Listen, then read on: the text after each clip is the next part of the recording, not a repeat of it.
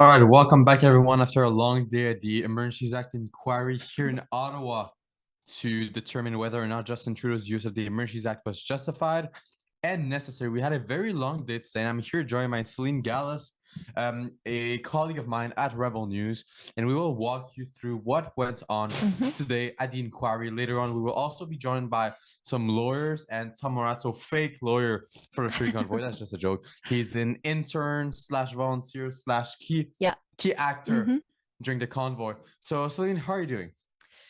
I'm doing very good. As William just said, we had a very long day at the commission. There's lots to go over, so definitely stay tuned. And who do we have provide their testimonies today? Do you want to go over that? Yeah, well, today we had people from the defense Ministry of Defense. 3 of them we did, yeah. Yeah, exactly. So it was very interesting to see what they knew or didn't know about the CSIS Act and whether or not they thought that the CSIS Act was something relevant, which, I mean, it is. When you look at the Emergencies Act, it is extremely relevant. Arguably, it's the most relevant and important thing.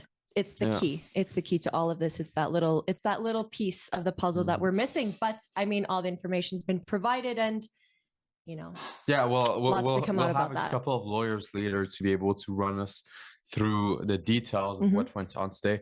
We just arrived back to our little Airbnb. I still have my commission badge on. So today we had some interesting testimony. It was a long day. Before we get started, Rebel News Live is arriving in Toronto this Saturday on November 19th. If you want to get your tickets, I had a chance to meet Tamara Lee, Shilligan Reed, Ezra Levent, and a lot of other interesting guests, all part of the freedom movement. You can go to rebelnewslive.com and there you can buy your ticket. Also, Archer Pawlowski. Can you tell us a little bit more about Archer Pawlowski? Yes. So Artur Pawlowski is a Calgary-based pastor. So he chose to keep his church open during the draconian COVID-19 mandates and restrictions. He also continued to do his work as a preacher by going out, doing civil civic duties like feeding the poor, providing them with clothing, supplies, etc. And he was arrested multiple times due to that. He has lots of charges against him for not masking. He was also arrested for a total of 51 days after giving a sermon at the Coutts blockade. Lots of unjust things, but who better to tell that story than Artur Pawlowski himself, which you can hear if you attend Rebel Live. So you can get your tickets at rebellive.com, see him in person, meet him in person, as well as some other really key figures that we'll have there at these events. And I think there's a second event happening next week, right after the commission ends on November 25th or 26th? 26th, and that'll be in Calgary, Alberta. So you can't make it out to the east. We got an event going on in the west. Again, you can come meet the amazing lineup of guest speakers that we'll have there. So Artur Pawlowski, and then we also have our friends from some other independent media outlets like Andrew Lawton from the True North, as well as Derek Fildebrandt from the Western Standard. So you can check us out there. There is also on the screen, as you can see, that's a couple of the people that will be providing their keynote speeches there. So go to rebelnewslive.com and get your ticket. Come meet us in person. No, I think it's going to be very interesting to hear Tamara Lee speak. Oh, absolutely. She hasn't spoken. She hasn't done any media interview for the past, since the Freedom Convoy was here, basically because of her unjustifiably harsh bail conditions, all because she was one of those who was the key leaders of the Freedom Convoy. Unbelievable. I think Keith Wilson once made a comparison that in Russia, there's some politicians or there's some criminals in Russia that have less harsh bail conditions than Tamara Lee has in Justin Trudeau's Canada. It's absolutely unbelievable. In any regard, as we said earlier, we will have some lawyers come on, and I said we have a lawyer right here, Eva Chipiuk, one of the lawyers for Freedom Corp, basically Tamara Lee, Tom Morazzo, Chris Barbers, and a lot of other individuals as well. She'll be able to run us through the key moments that took place today, and she'll be able to give us a lawyer perspective of what went on today during the Emergencies Act inquiry proceedings. So let's go to a quick ad break, super quick, and when we come back, you'll see Eva Chipiuk on the screen. So let's take a quick break for the moment.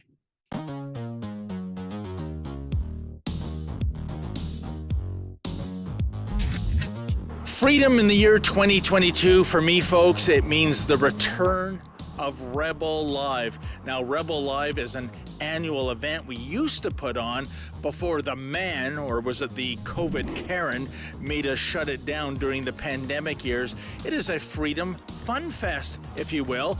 All the freedom fighters you've grown to know and love over the years, they're going to be speaking at the Toronto and Calgary events. The Toronto event is on November 19th. That's a Saturday. And it will feature the likes of Dr. Julie Ponesse, Archer Pawlowski, Tamara Leach, and all your favorite rebels, including yours truly. I'll be the MC that day, Sheila Gunn Reid, and of course, the big boss man himself, Ezra Levant. Now Saturday, November the 26th, we're bringing Rebel Live to Calgary, and those aforementioned speakers will be there, and Sheila will be the MC for that event. You don't want to miss it. It's an all-day freedom fest. I know there are certain would-be conservative leaders that think freedom is overrated. You know we don't think that way. I don't think you think that way. So if you want to get a ticket, please go to the website. They are going fast. Go to rebelnewslive.com. That's rebelnewslive.com. Get your orders in, and as Billy Red Lions used to say, folks, don't you dare miss it. Don't you dare miss this one.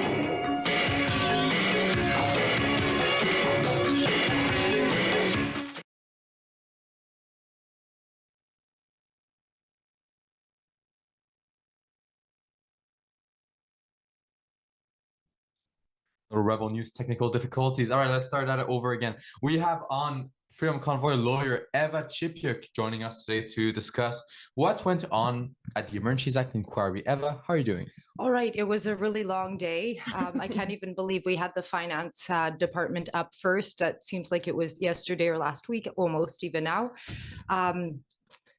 Any questions for me? Well, you know, the finance department, as you mentioned, is basically the finance ministry. So that's the people who have Chrystia Freeland. They work under Chrystia Freeland. Those are her lackeys. That's as I described them today during my live tweeting. As you could tell, there was no one there really.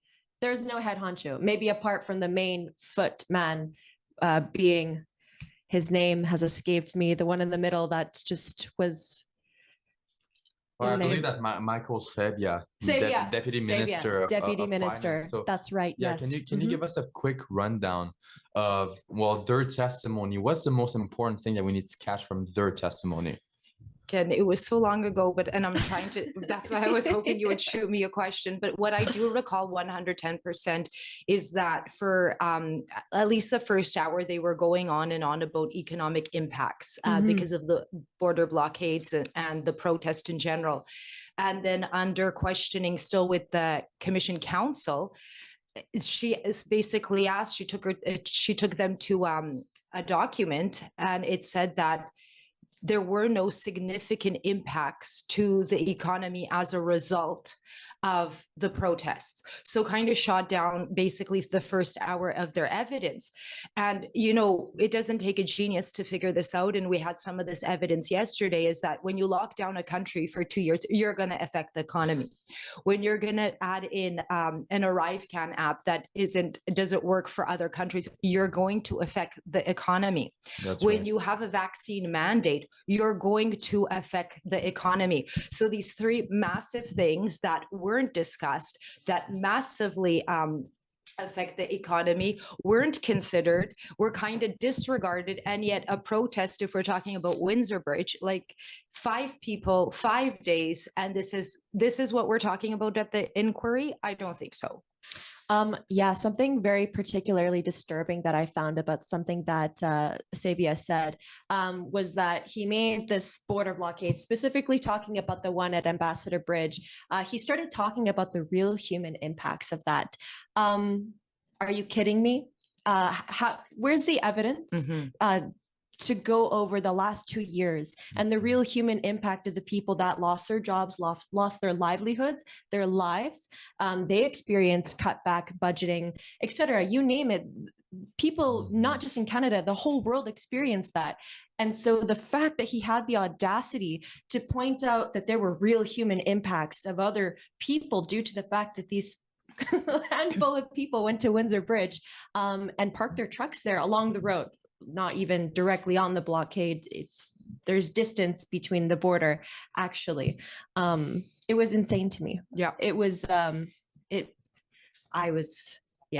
reached a boiling point today, maybe more than a few times, if you could tell by my live tweeting, but no, I think that's the question that she asked. You know, how can you disregard everything that happened in the past 2 years and the talk pandemic? about 100%. What reality are they living in? Just to give the viewers a quick look at what his testimony looked like, what that testimony looked like with this panel of the 3 people from the finance ministry. Let's take a look at clip number 5, where the same person, the deputy minister of finance, said, well, there was a very simple solution for everyone. All you had to do is leave. That's all that we had to do. Let's just check it out. The government announced its intention to proclaim or to invoke the Emergencies Act on the 14th. It was very clear as of that date, and the Minister of Finance was very clear as of that date, that people involved in these disruptions ran the risk of having their accounts frozen. That was very clear. So there was a period of notice there, and it was very clear that all that had to happen was for those people to leave, and as if they did, their accounts would never have been frozen, or that they would be immediately unfrozen if they did leave. So I think people had reasonable notice, and it was a very simple solution. All you had to do was leave. That's very simple to me. All you had to do was leave. And all the federal government had to do was talk to them. So there we go. Easy solutions both ways. Yeah. So what I was talking about before was the intelligence. And so that was the first bit in, you know, how much the economy was affected. And then the second part of their conversation was about enforcement. And now I'm remembering, it's coming back to me. I was in shock as to what they were proposing to the banks. So they sent to the banks 2 proposals. One is we could tell you who the designated people are, and then you take the measures to freeze their bank accounts. Or number 2, watch the news and then make a decision and freeze their bank accounts. So now we're giving enforcement powers to the bank based on the news. Why do we have police? Do we have intelligence reports? Yeah, no, 100%. And there's another thing too. I think it came out during either Brendan Miller's testimony or this counsel for the CCR. Is that CCLA and CCF? Okay, so just before we get to that, can you tell us a little bit more about this lawyer? Do you know about him?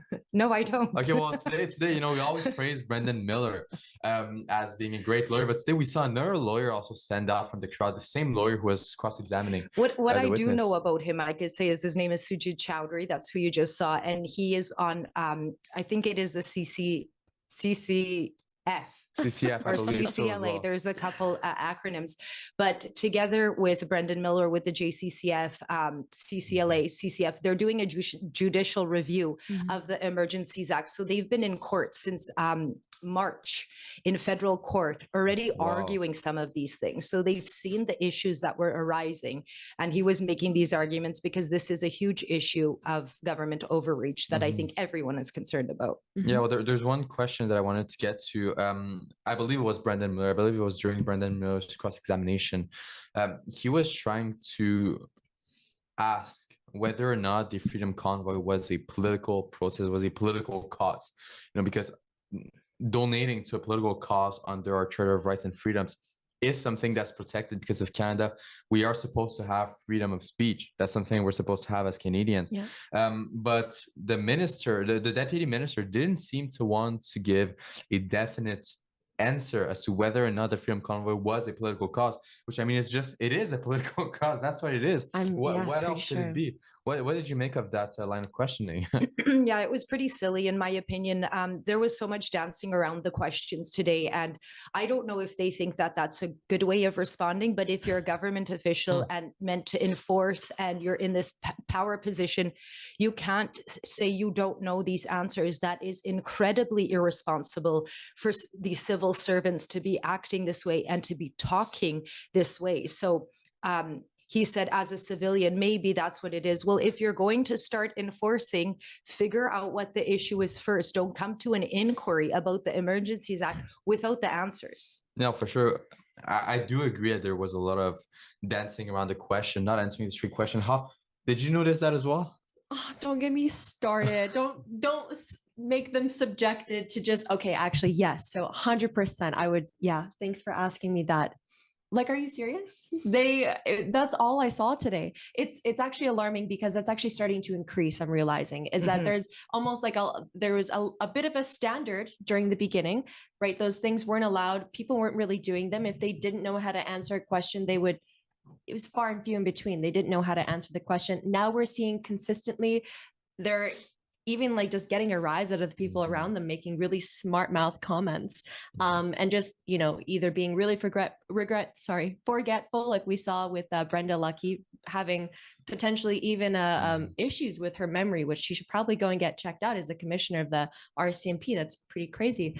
But unless everyone is being subjected to having memory issues, we definitely have an issue going on. And it's, like I said, it's very alarming because if this continues, as we're leading up to the very last week of the commission, what are we going to expect from the actual ministers that these people serve? These are all deputy ministers. We have yet to hear a testimony from a minister. So yeah, no, totally. And his whole testimony was odd. Deputy Minister of Finance's whole testimony was super odd. I found it was very weird to listen to, a little bit frustrating. Let's take a look at clip number 3, and that's another clip that was also weird, where he talks about the fact that, well, the Emergencies Act only impacted certain people, and then he goes into grocery money that he didn't want it to impact. Let's just take a look at what he had to say to that effect. All right, clip number 3.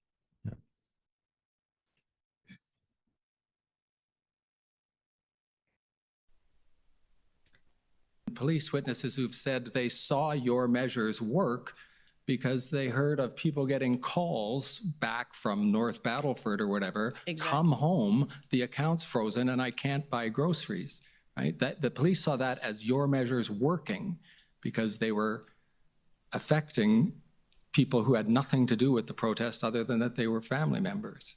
So, and I put it to you that you must have realized that would be one of the effects of freezing the accounts in the way that they were. When we developed the policy, we were focusing on those people involved in illegal activities. And certainly in our daily discussions with the CBA, and, you know, we had discussion with the RCMP, certainly these issues came to life. That was not the focus of the policy development. We understand that that was, maybe some people were impacted, but we had discussions in the application to say our focus was certainly on these people involved in the activity. So what sort of an answer even is that? That wasn't even a direct answer. So that's something that they admitted that they it might happen. It was a potentiality, and they still didn't put any like foolproof measures into preventing something like that. These were people that weren't even there, and they were just associated to it, like the guilty by association. So your mom goes to the Convoy, and then 3 cousins down in another province, they can't pay their rent or buy groceries or see to their basic human needs because the government didn't do their job correctly. Sorry, the federal government, to be very specific. And these are the people, feast your eyes, that created those policies that allowed them to be able to freeze bank accounts in the first place. It's one thing to hear about the people that create the policies, but it's one thing to put a face to them, which is why I got saucy today, for sure. Yeah, well, I think there's, and we're gonna have a second guest afterwards coming on, Tom Morazzo, who this affected him directly, and he'll be able to talk to us a little bit more about that. But just because you disagreed with the government decided that it was okay to just shut you off and take your money and freeze your assets, freeze your bank account, and affect your whole family. Eva? Yeah, well, one thing I did want to say is that they were clear and very open about them directing this policy, but then they wouldn't take any responsibility for it, which was also very concerning. They said, well, it was on the banks. And then even their government lawyer at the end was like, well, the banks could have called you, couldn't it? If the RCMP is sending you a document directing you to close people's bank accounts, are you going to call? I don't even know who do you call? Do you call the deputy minister himself? Do you call the RCMP and, excuse me, I have a quick question about this document you sent me. Like, you know, if the RCMP is taking the authority and enforcing these things, you think that they're doing it on good reason. And if they're expecting people to question it, the rule of law today has been undermined by our own government. Yeah. And that was Brendan Miller's first question to Jody Thomas today. Well, that's a good segue to Jody Thomas. What's her role in the government? I had some issue understanding what exactly was her position. So yeah, it's a bit hard to understand. And I think that if we don't understand the role that government plays, I think there is a problem. Like from what I'm saying, sitting through the last how many ever weeks it is we are so incredibly overregulated. I'm just going to use that now. So she's with the Privy Council office and her role is National Security Advisor to the Prime Minister. This is not an office or a role that was created by Parliament, there's no legislation giving them any authority. So it's very good question who she is. It's uncertain. And not only who she is, but the demand for authority she had in her evidence today. She was, she said, I need more authority, I need more intelligence, I need more ability to control people. That was how her testimony was coming across today to me. And who is she and why is she doing her job? That's a question I think that Canadians really need to look into a bit more. Well, and I'm not even sure she knows what her job is actually, because she didn't even find out about the Hendon reports until today's proceedings as she watched the earlier testimonies of today. What is going on with that? How is there, these are people that are supposed to have an intelligence position. She's advisor of national security. She reports directly to PM Justin Trudeau. Where is the missing gap? She kept on talking about that there was an issue with the framework within this country regarding the intelligence and type of data collected. She gave multiple references towards how, again, people need to be monitored more in essence, and how there's this big disconnect and really overstepping, because there are already measures in place where we have intelligence agencies, primarily the CSIS. What does it stand for again? Canadian Security Intelligence Services. I believe that's what it is. So they're the largest moving body in Canada to provide intelligence on matters like this. And again, I will reiterate, they are the only opinion that matters when it comes to providing that intelligence. And it was ignored. So the fact that this woman could stand there and demand more responsibility, more, I mean, she came across as the literal interpretation of the overhanging federal arm where people's actual privacy is concerned. That's pretty scary to me. So let's just talk about the information from CSIS that was ignored, because what they said is they do not investigate Canadians that are taking part in a lawful protest. Because why would you be surveilling Canadians that are being lawful? That's what she wanted to do. That's the information she didn't like. That's the disconnect she found with CSIS. And moreover, CSIS added that if you do more government overreach, people will become more disenfranchised because they believe the system is broken. So the fact that this individual is not taking the advice of CSIS, and there's good reason that CSIS is saying what they're doing, there is a huge problem. That what is it that you want from, like, do you just want such an obedient society in Canada, not to have an opinion, not to think outside the box, just to, like, I don't know what it is that you're looking for, because she's basically looking for surveillance on Canadians that are being lawful. No, 100%. And as you just put it, I mean, I doubt that unless CSIS just has like an inherent desire to want to watch Canadians playing bouncy castles and have a real good party and just literally a hoot and a half out on the streets of Ottawa, then really, like, what a horrible thing for them. Like, it's a terrible use of their ability to like provide surveillance, because I mean, it was even regarded in that document that Brendan Miller brought up during his cross-examination. So maybe we could throw to that clip. I'm not sure which one it would be, well, but before throwing to any clip, let's take a look once again at Brendan Miller's cross-examination, clip number 7 of Jody Thomas, just to give the viewers a little idea of who she is and what she looks like, because we've been talking for a little while and people don't necessarily know who Jody Thomas is. So let's take a look at clip number 7, part of Brendan Miller's cross-examination of this pretty important witness. Right, I understand. So you're saying that the CSIS Act and Section 2 of the CSIS Act, which is incorporated into the Emergencies Act, means something different when you're looking at it. No, that's not what I've said. So what do you mean? I mean that in terms of the Emergency Act, the governor and council can consider more broadly than the intelligence collected by CSIS in determining a national security threat or situation or a public order emergency. I understand that, but you do agree that the 4 grounds of types of threats in Section 2 of the CSIS Act are what is in fact required to have been found. No, I don't agree. So it can go beyond what the Act says, which is a threat to the security of Canada. There are other definitions of threats to the security of Canada, as we saw earlier. Right, but not in the legislation. The Emergency Act allows for the governor and council to make a broad decision about public order emergencies. That's not what it says, but you can agree with me. I think that this is an argument to have with lawyers. good thing we have one. I want to talk. I'm so glad you brought up that clip because it is so hard to watch somebody change the definition. They said they don't agree with the definition of the law. Yeah. Then when you challenge them on that definition, she reverts to, you could have that debate with my lawyers. I am not a lawyer. So you can't change the definition if you can't justify that change in the definition, especially when it has something to do with something this important, like the threat to the national security of Canada. You can't just willy-nilly change that definition and expect nobody to question you on it when you're the security advisor to the Prime Minister of Canada. Well, yeah, and not just, you can't expect people not to question you. It's like, you can't even answer the question yourself. So how do you expect for someone to believe, trust, or like back up what you have to say at all when you have no retort other than ask my lawyer, because I will not have this argument with you? And this is what I was saying before. If this is what these government officials think are good answers at the inquiry, I think they will be sorely wrong.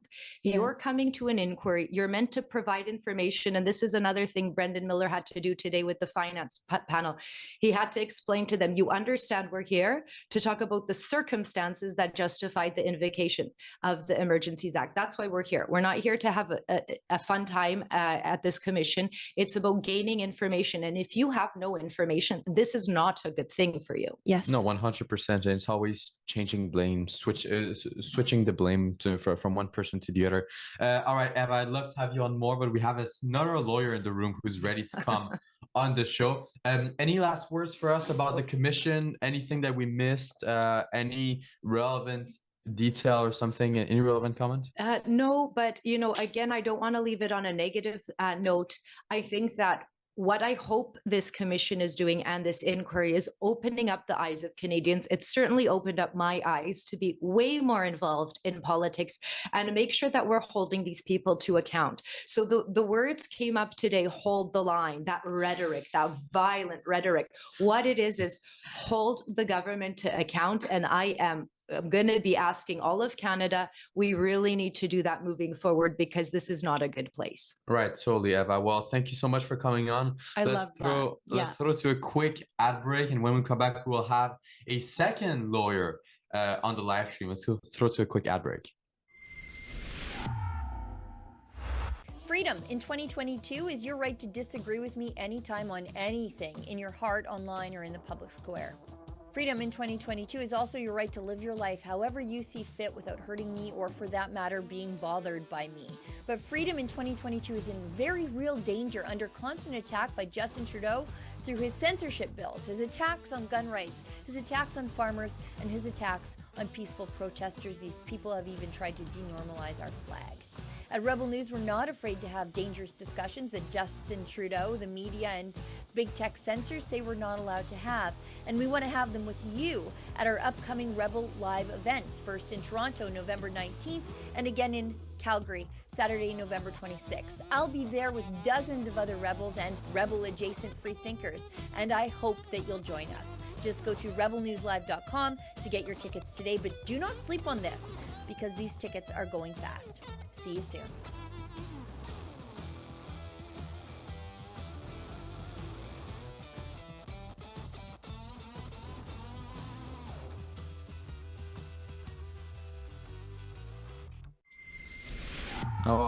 Welcome back, Rebel News Live. Once again, if you want to get your tickets, you can go to rebelnewslive.com to meet Tamara Leach and other great people either this week or next weekend in Calgary.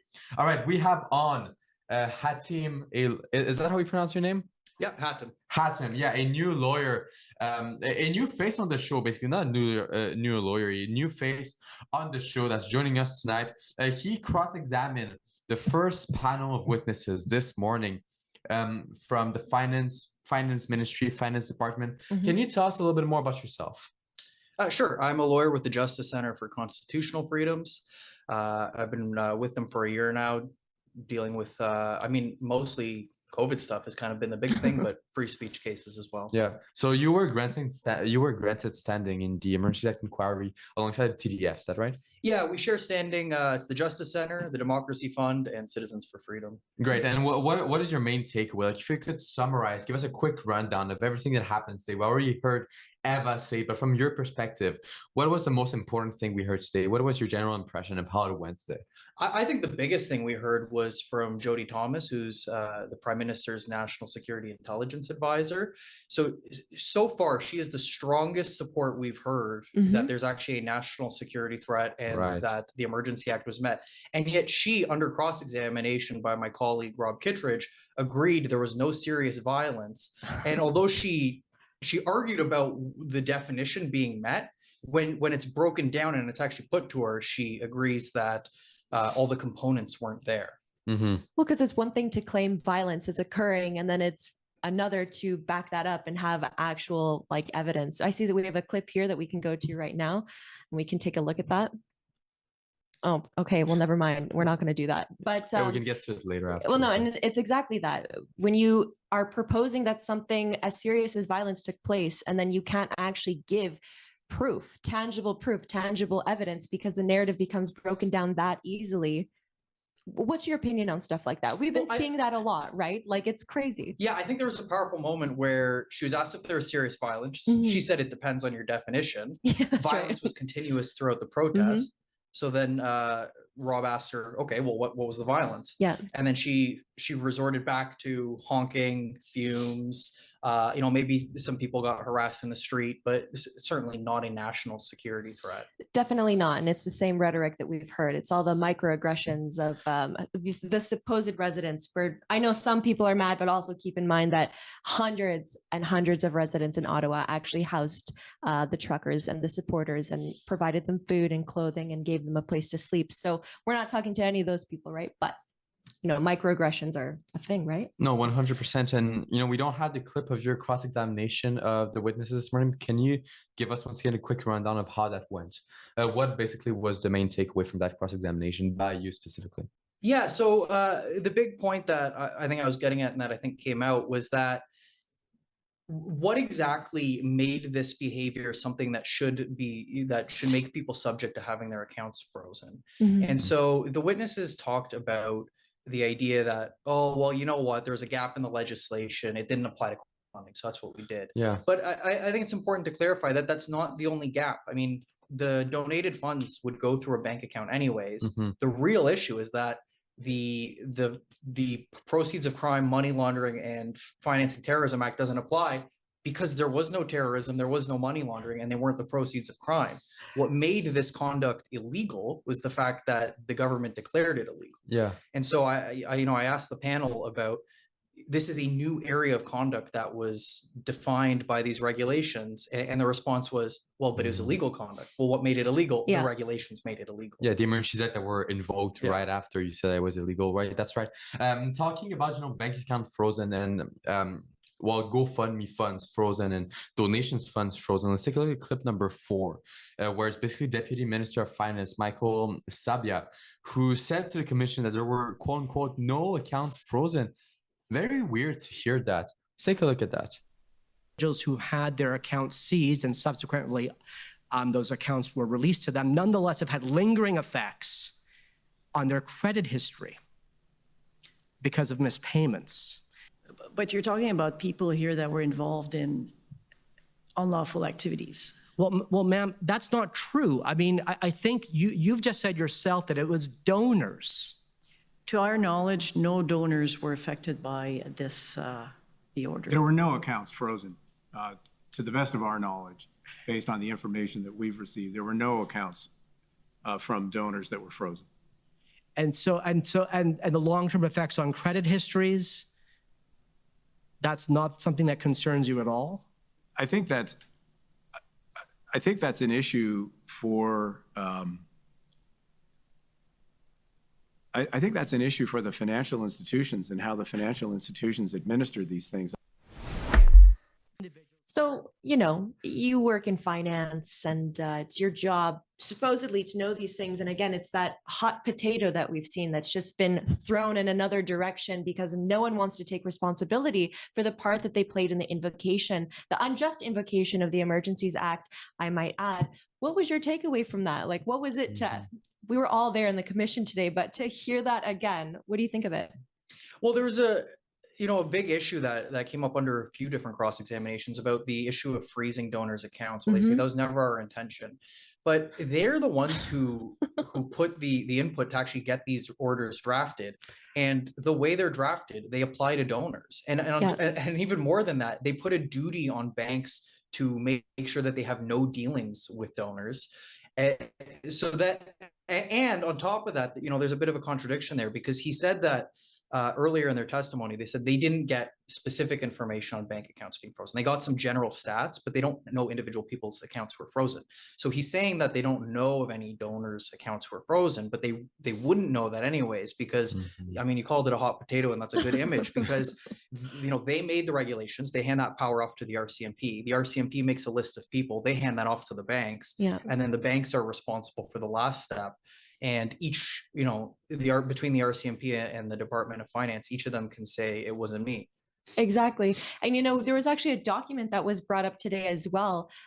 It was what the RCMP actually used to be able to conduct their investigations and to be able to write down the relevant information to be able to vet these people prior to their accounts being frozen.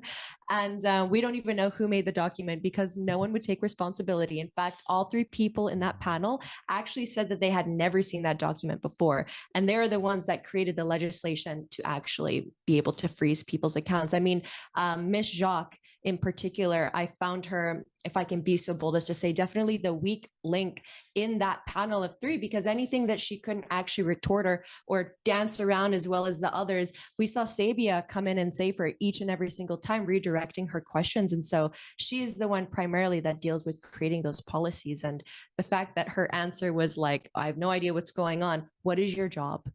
Well, what is your job, man? I think that's the whole thing. That's the whole point of the inquiry. Move away the responsibility from yourself to someone else. The Department of Finance, the Ministry of Finance said it wasn't our responsibility. It was the private banks. It was the private entities. It wasn't us. It was Interact. It wasn't. But you're the one who enacts the law in order to allow that to happen. I mean, hot potato. Am I wrong? No. Yeah, I think that's it. And it's. I mean, part of it's just figuring out who did what, and because there's so many people that were involved in the various decisions that were made, and each person can limit themselves to their little piece and then absolve themselves of responsibility. I mean, one of the issues that was coming up around the advice about whether or not this was a national security threat is that each department can say, we were asked what powers we would use if the Emergencies Act gets invoked. But it seems that very few, if any, people were actually tasked with the big question: should we invoke the Emergencies Act? Yeah, exactly. Anything else to add there? Well, I think we pretty much summed up how it went for the morning, for the first panel of witnesses. Moving on to Jody Thomas, now the second witness of the day. Let's start off with a clip. Let's go with clip number 10. The commission quoted a transcript of the understandings from the National Security Intelligence, highlighting to Jody Thomas, that she, quote unquote, learned from the Coots arrest from the media and not the RCMP. So this high-level government official took some of her information instead of going with the RCMP from the media. Very, very interesting. Some intelligence agent, huh? Yeah. Clarified that neither you nor your staff receives SITREP, so situation reports, project reports, or other forms of information directly. And as you mentioned today, you hadn't heard of Project Hendon specifically. And if we just scroll down a little bit, it also says there that you learned of the Coots arrests through the media, not directly from the RCMP. And just scrolling down a little bit again, sharing among all three levels of government and information and intelligence in relation to the convoy could have been better. So I'll just ask you to elaborate a little bit on where you think the deficiencies are and what maybe can be or should be done about them. Because as you know, the commission has a sort of a forward-looking mandate as well as a backward-looking one. So I think when we are looking at primarily open source information as opposed to investigation-specific information. So let's draw a line there. The RCMP is investigating person X for having done something criminal. As the NSIA, should I receive that? No. What'd you make of this? I mean, in a sense, I think she has a good point. So during Brendan Miller's cross-examination, he got an important point where her position is not made by an act of parliament. It's made by a policy of the prime minister. Right. Her job is basically to assemble the information that's coming from the different agencies and funnel that up to the prime minister. But where that becomes an issue is where she's the strongest support for the Emergencies Act. And so it really does matter what information she had available to her. And in this case, it seems like, I mean, there's a limitation to what she's getting from the RCMP. Other than that, kind of her biggest source of information would be something like CSIS, who we've seen from the documents. We haven't heard from them yet. But we've seen from the documents, they don't think that there was a security threat there's a threat to the security of Canada present. And it's under the CSIS Act that definition exists for the Emergencies Act. So they're presumably the experts on the issue. Yeah, I was trying to find a document. Unfortunately, I can't find it, but it is true that earlier today we saw a document where CSIS said that according to their view, the Freedom Convoy was not a national security issue. And my question that I had for that witness, Jody Thomas, was, if CSIS is saying that, why are you saying otherwise? Why are you completely disregarding what they are saying? And I think your testimony answered why. She doesn't seem to value CSIS's intelligence a lot. She didn't seem to value CSIS a lot. When she was talking about the reasons to invoke the Emergencies Act, when she was talking about a threat to national security, she would say that Section 2 of the CSIS Act wasn't the only thing that we should rely on, even though that's literally what the EA is based on. Section 2 of the CSIS Act, and whether or not we had other options apart from that. I don't think that she valued CSIS intelligence a lot. I mean, well, really, I just think, again, it speaks to her position. I mean, if you were unaware or you didn't see my live tweets today, she came upon that position with zero prior police experience, unlike the people before her that filled that position as well. And she started 2 weeks before the convoy. So you have a woman that is kind of learning as she goes. And that was something that she actually confirmed during her testimony as well, that she just kind of learned as she went. But as her title would portray, advisor to national security, that's a really big job. That's a really big role. So, I mean, again, I think it's pretty simple why she couldn't fill that position, why she couldn't trust CSIS when CSIS has been around for how long and you've had that position for 9 months. It's pretty apparent to me she's incompetent. This is Trudeau's Canada, and we just need to reshuffle the deck a bit. No, totally. All right. Well, thanks so much for coming on today. Any last words for us about, once again, anything that we should take away from today's proceedings at the Commission? I'd say optimism. I think the inquiry is doing a really good job at revealing the truth and getting to the bottom of things, and it's very illuminating having the people who are at the center of this whole event that took Canada and the world by storm, and having them answer questions under cross-examination. Absolutely. Yeah. No, thank you so much for being here. Appreciate of it. course. And if you guys want to see more of his cross-examination, you can always tune in on our daily live stream where we basically look at all of the commission unedited. All right, let's go to a quick ad break, and when we come back, we will welcome Tom Morazzo, Freedom Convoy, according to his LinkedIn profile, intern on the live stream to talk to us about what he saw today. Let's take a quick break. Freedom in 2022 is not sitting idly by while health diktats with no skin in the game make up all the rules.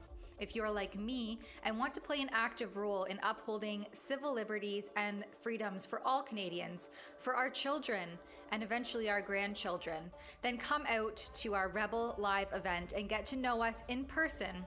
We'll hearing from some of the most influential leaders in the freedom movement. We have events in Toronto on November the 19th and in Calgary on Saturday, November 26th. Tickets are on sale now at rebelnewslive.com. Come out, have lunch, get some Rebel swag, meet the Rebels, and more. You don't want to miss this event. Check it out, rebelnewslive.com.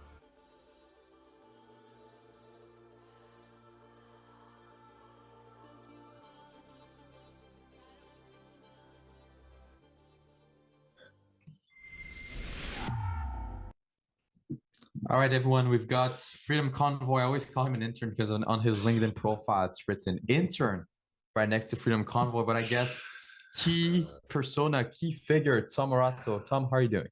There's only a 60% chance you're right about what you're saying, according to the OPP's analysis. Yeah, exactly. I think it's better to say there's a 60% chance that people will follow you and agree with you. Right. I think that's what it is. Tom, for people just tuning in now for the first time, can you tell us a little bit more about yourself? Oh boy. I'm a co-host on Rebel News as of the last 5 or 6 weeks, and you're a really good opening act. I just want to say that. No, I for people that don't know me, I did participate with the Convoy last January, February. And my role during the Convoy did evolve from starting off with the intent just to deliver soup. That's the inside joke, which turned out to be doing some media stuff, but also participating in some of the negotiations with the city of Ottawa, and also spending a lot of time talking to the police, both the OPS and the OPP. Yeah, and I think I saw you in the stand basically almost all day today watching the commission. I think that you followed pretty closely. As someone watching it, what was your general view of what happened? How are you feeling looking at this show going on? You know, I have to say, I think that was the hardest day that I've actually sat through. I first and foremost, I listened to these people, you know, the Deputy Minister of Finance, the National Security Advisor to Justin Trudeau, and I listened to these people, and I'm not sure they're talking about Canadian tax-paying voters, or if they're talking about enemies of the state in a different country. Like I can't comprehend for the life of me why week after week we've been here in this commission, and we have always heard the evidence and the testimony from various law enforcement as well as CSIS, and yet these people continuously, from the political class and the political appointees, get up there day after day after day and just lie about the same exact talking points. It is just, it's hard to digest. It's hard to accept the fact that they're actually talking about Canadian citizens. You know, you can see their disdain for people that have wrong think, that they disagree with. And, you know, an important thing is, in the testimony today, yet again, another high-ranking set of government officials still can't tell us when the Convoy protest became illegal or why. Well, the only thing that could make it illegal is the fact that the Emergencies Act was enacted. There was no riot act before that. Do you mirror Tom's feelings about what went on today? Oh, for sure. And I totally agree with you. I forget during this proceeding exactly why we're here most of the time, because a lot of the things that we talk about aren't very relevant anymore, at least in my opinion. Like, yeah, we're getting down to the bottom of it, but again, there's no evidence suggesting that it was ever necessary to invoke the Emergencies Act. So you're right. It sounds like this prosecution on these Canadians, on Canadian patriots, on Canadian soil is getting to the point where I really think that all of these high-ranking government officials, so to speak, just live in their own bubbles, and they have no actual grasp of the reality around them, and that they just have people talking in their ears, feeding them their information. And I think that those people they've sort of allowed those people to project their own realities, because I don't think that you can actually sit there and provide a testimony so false so many times and have the same rhetoric, the same dialogue. Like, I know that lawyers go through like a little bit of a preparation with their clients beforehand, but when you have so many pieces of the federal arm or the federal government, so to speak, that just say the same things, they use the same words. It's frightening to think that we live in a country where the people that are supposed to protect us haven't done a thing to uphold that in the last 2 years. Put it into another context too. For the entire time of COVID, none of these people lost their jobs. Exactly. None of these people were prevented from traveling. Yeah. None of these people were prevented from any of the freedoms that they had prior to COVID. They still went about their daily lives in this country. And last April, the federal government gave themselves a 20% taxpayer funded raise. They decided for themselves that they were entitled to a 20% raise last April. And what did the rest of the, those who chose not to partake in a medical experiment, what did they have to endure? We don't hear about that. We talk about in this commission, poor Ottawa, poor residents. Well, guess what? Before Eva and Keith went in for the Horn injunction, they had 100 affidavits from local residents saying that they supported the convoy. So they went in, right? We have local support. Many people in the city of Ottawa that I personally met during the convoy supported the convoy, and they were all from the city of Ottawa. We have a very small handful of people that, I'm sorry, but poor you had to endure. And guess what? Every year in this city, you've got festivals of varying kinds. You've got Canada Day celebrations. I think there's a Blues Fest here that goes on for weeks. Like, there's a lot of activity in the city. But I'm sorry that you were inconvenienced for a couple of horns for a couple of days. Oh boy, we better have the War Measures Act 2.0 invoked to clear people out. Well, it's actually a couple of days that you just said. I think a lot of people see the convoy as something that went on for 4 weeks, and that's right. Yeah. But the honking was only there for the first few days, because afterwards you had an injunction. That's right. And just to go back to today, to today's proceedings at the commission, one of the most interesting moments that we saw from the commission today was when Brendan Miller ended his cross-examination of the second witness of the day, Jody Thomas, is clip 11. And he asked an extremely relevant question at the end. And in all fairness to Jody Thomas, she was actually providing yes or no answers. Yes, she would go on, she would ramble for a while, but she would always say yes or no, right? So at least 90% of the time, she would still say yes or no. And this no that she gave at the end was extremely relevant. What if they just got rid of your position and left it to the director of CSIS to do what you do? So the director of CSIS is not the only person who is responsible for security in this country. That's number one. You can certainly make that recommendation to the governor and council if it's useful to you, but there are more people than him involved in assessing national security in this country. But it's nothing passed by Parliament, right? Parliament. The Privy Council office is an established office that is essentially the Prime Minister's department. We coordinate information, we challenge, we provide policy advice to the Prime Minister, and I am part of that mechanism. I understand that, but you can agree that Parliament has given you no mandate to do that. with respect to intelligence? I don't agree with how you framed it. Parliament? So I don't agree with the basic premise of your challenge. Well, here you go. Yes or no? Has Parliament, via statute, given you, the National Security Advisor and the Privy Council, authority to collect and then analyze intelligence? The Foreign Intelligence and Assessment Group is a longstanding group that no, Parliament hasn't given it authority, but it exists and it continues. Exactly. She was not given authority to do such a thing. So if she wasn't given authority to do such a thing, why didn't she rely on the agencies like CSIS that had authority to do such a thing? No? Well, yeah, the clip explains it perfectly. I mean, she dug that hole herself. Brendan was like, here's the shovel. And she was like, absolutely. Let me get to work on that. Show you another thing that I don't know and that I'm incompetent for.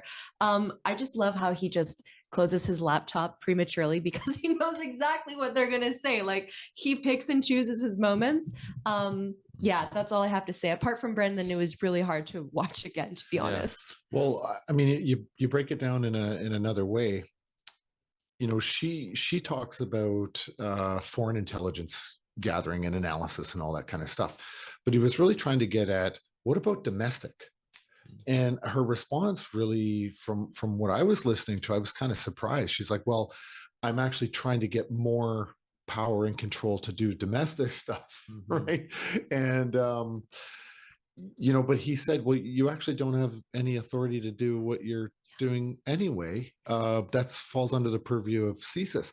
And what I found even more interesting was when they were talking about Section 2 of the CSIS Act, she really challenged Brendan on his interpretation of the thing and said that CSIS has a very narrow scope for looking at that. And it's like, it's kind of there in black and white.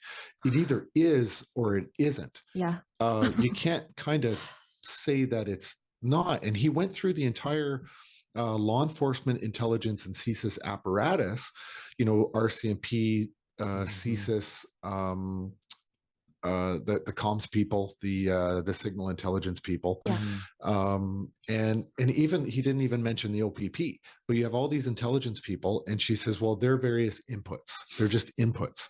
They don't, you know. But I would think that the head of the spy agency for this country would probably be a vitally important and weighted heavily intelligence input. Well, you know, it was very interesting because she kept challenging Miller's interpretation of the Emergencies Act in Section 2 of the CSIS Act. But as soon as she was asked a question that, according to her, a lawyer would be better suited for to answer, at that time, she wasn't a lawyer. At that time, she couldn't provide any legal understanding of anything. And most importantly, you know what she couldn't provide? Anything intelligible. That's exactly, it's not your jurisdiction, lady. I don't care what Justin Trudeau tells you. So just stay in your lane. That's all I have to say. Yeah. And just to end it on that, one last clip number 8, once again, from Brendan Miller's cross-examination of Jody Thomas, this witness that we just saw. Brendan Miller went hard on this lady's story, and I think afterwards, when he saw that the Justice Center for Constitutional Freedom lawyer Rob Kittredge wasn't asking the exact question that he wanted him to ask, he stood up, walked over, and whispered a question in his ear. And let's take a look at clip number 8. Yeah, I've never seen anyone do that in there. We heard from every law enforcement official, as well as we have the statements from CSIS and evidence, that they didn't have reasonable suspicion that any of this was taking place. So I take it that you can agree with me that you didn't have any evidence with you before cabinet or even considered of any espionage or sabotage against Canada that is detrimental to the interests of Canada or activities directed towards or in support of such espionage or sabotage, right? That's been discussed, yes. Right. And so that there was no evidence of that you considered in your assessment. And you could agree with me that there's no evidence of foreign influenced activities within or related to Canada that are detrimental to the interests of Canada, are clandestine or deceptive, or involve a threat to any person, correct? There were threats to people. Right. By email and Twitter, right? I would submit that in the social media era, you cannot ignore threats against officials and public office holders just because they are on social media. That would be inexcusably negligent. Right, but that's up to the police to deal with, or is that a national emergency? It depends on the situation in the context in which those threats arrive. I highly suggest that everyone go online, write CSIS Act Section 2, and read what a threat to national security is. Take a look at that. You'll actually be able to, what she's saying right here does not corroborate what Section 2 of the CSIS Act actually is. And that goes once again to my point that she doesn't seem to value CSIS a lot. She prefers to do her own research, her own investigation, even though that's not her mandate, as she just admitted in the clip that we just saw, and disregards CSIS intelligence. Last word to you, Celine, then Tom, and then we'll wrap that up. I share Tom's sentiment. Today was particularly hard to sit through.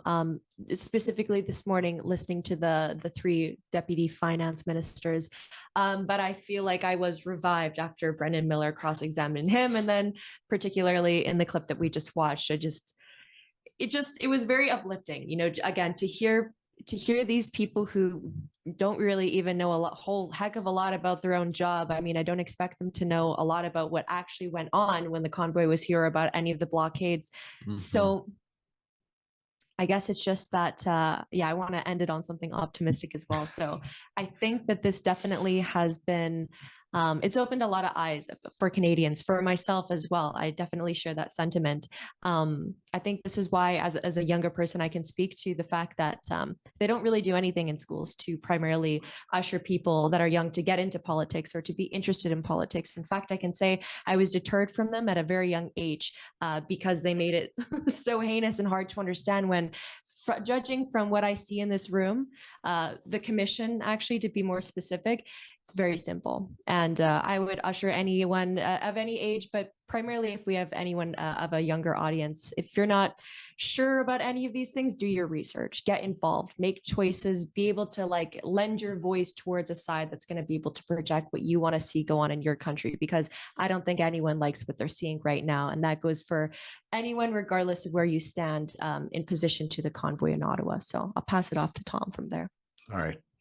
Well, just before we get on to you, Tom, earlier we saw one of the witnesses talk about the fact that they didn't want the families of the people that got their assets frozen to be impacted. I know that your family was impacted by the fact that your assets were frozen. So if you could also just touch on that, that would be great.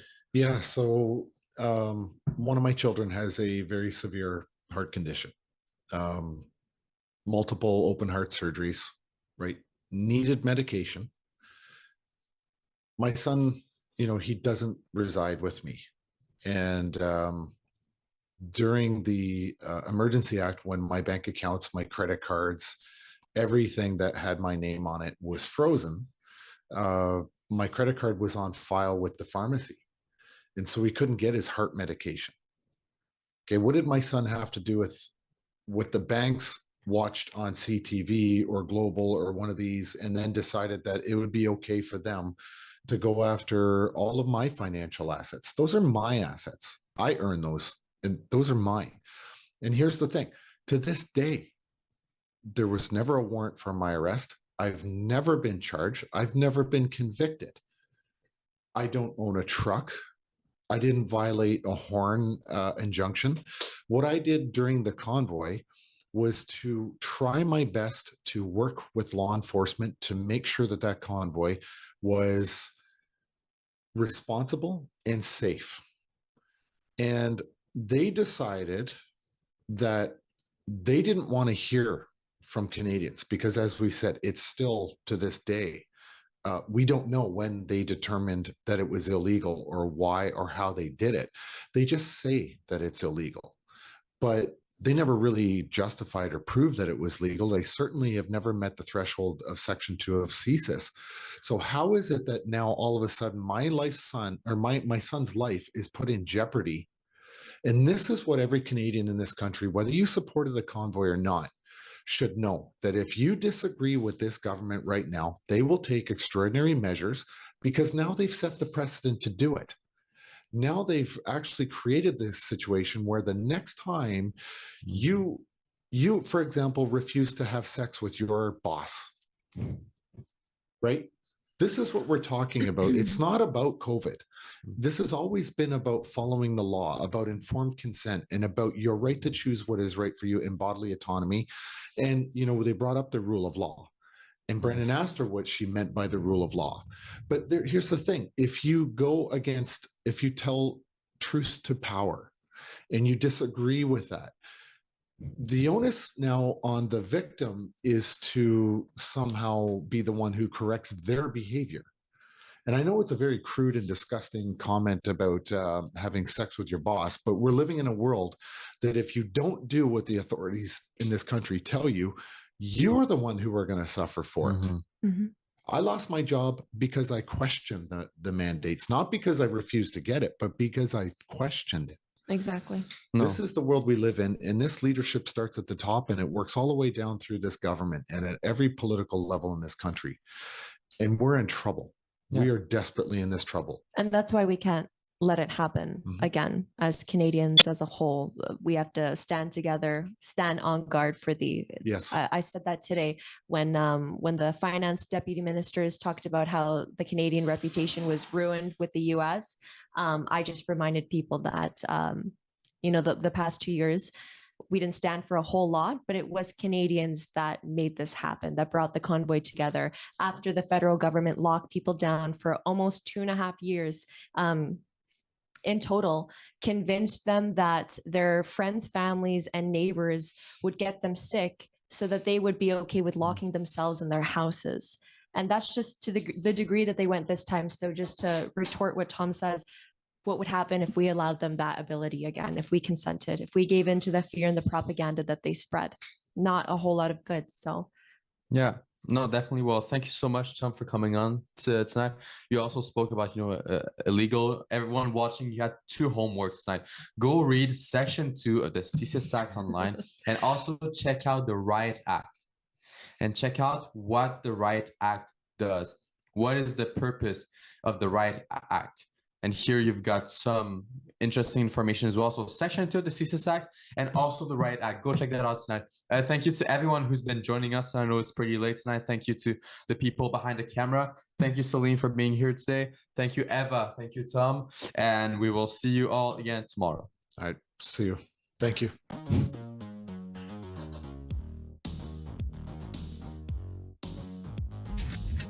Freedom in the year 2022, for me, folks, it means the return of Rebel Live. Now, Rebel Live is an annual event we used to put on before the man, or was it the COVID Karen, made us shut it down during the pandemic years. It is a freedom fun fest, if you will. All the freedom fighters you've grown to know and love over the years, they're going to be speaking at the Toronto and Calgary events. The Toronto event is on November 19th. That's a Saturday. And it will feature the likes of Dr. Julie Ponesse, Archer Pawlowski, Tamara Leach, and all your favorite rebels, including yours truly. I'll be the MC that day, Sheila Gunn Reid, and of course, the big boss man himself, Ezra Levant. Now Saturday, November the 26th, we're bringing Rebel Live to Calgary, and those aforementioned speakers will be there, and Sheila will be the MC for that event. You don't want to miss it. It's an all-day freedom fest. I know there are certain would-be conservative leaders that think freedom is overrated. You know, we don't think that way. I don't think you think that way. So if you want to get a ticket, and please go to the website. They are going fast. Go to rebelnewslive.com. That's rebelnewslive.com. Get your orders in, and as Billy Red Lions used to say, folks, don't you dare miss it. Don't you dare miss this one.